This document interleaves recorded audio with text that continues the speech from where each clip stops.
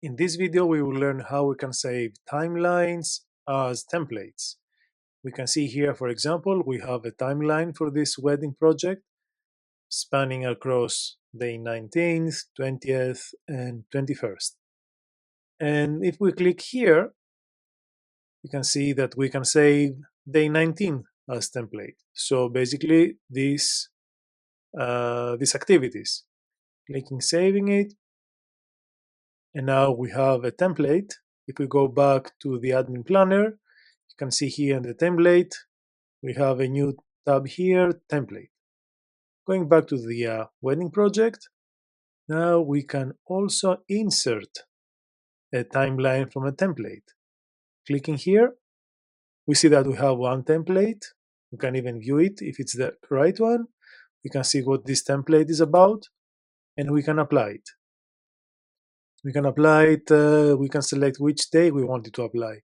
Let's say we want it to apply on the 17th and 17th of September. This template will be applied. So you can see here on the 17th, we have exactly the same activities as we had on the 19th. Now, imagine that you have some vendors, for example, these ones, and you also have some locations that you want to change. For example, in this wedding project, this takes place at Hotel Plaza, but we want the template to be dynamic. So for the next events we organize, we want to Hotel Plaza to change it to Hotel XYZ. So how this can be possible is if we click here, and if we put the $sign, and then we can write anything we want. So everything that has a $sign in the beginning, this can create a variable. Click out. Let's say that Hotel Plaza here is a hotel.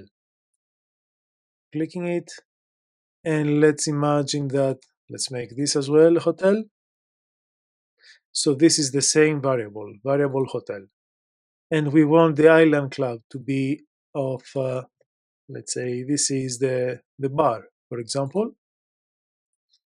And also we want the coordinator, here is a coordinator, but we want it to be in our template to be called let's say support.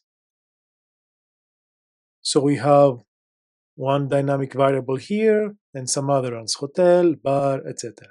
And if we save now this template, let's say for example we want to say the day 20 as a template.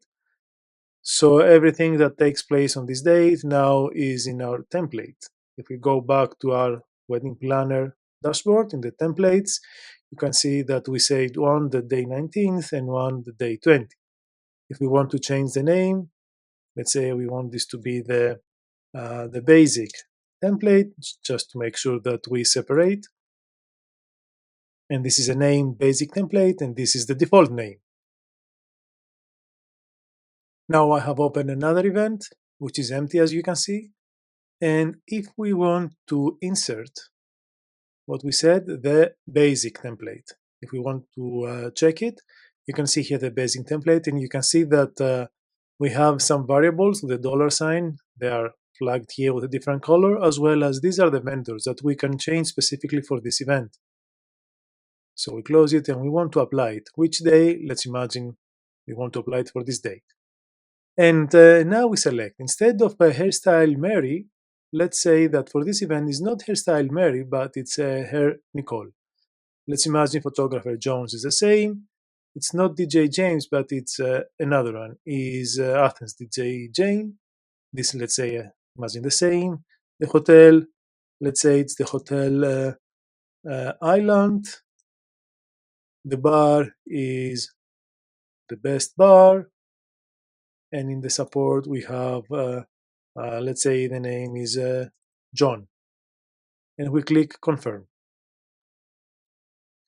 Now, after a few moments, the template has been inserted in this event. And you can see instead of hotel, we have the hotel that we specified, the vendor that we said, Hotel Nicole and Athens DJ, etc., etc. And this is how you can insert and save templates for timelines.